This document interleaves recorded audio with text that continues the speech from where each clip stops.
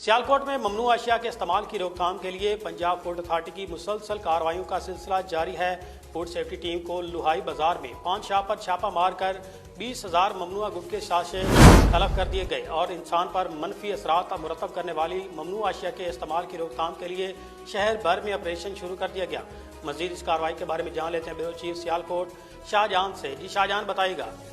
जी बिल्कुल, DG food authority Mudassar रियाज मलिक की हिदायत पर कवानीन की खिलाफ वर्जी करने वालों के खिलाफ सख्त कानूनी कार्रवाई अमल में लाई जा रही है। इसी सिलसिला में फूड सेफ्टी टीम की तरफ से लहाई बाजार में शाहिद जमील पान शॉप पर छापा मारा गया है। टीम ने 20,000 छोटे और 40,000 बड़े ममनुआ गुटखे के साशे तलब कर दिए हैं।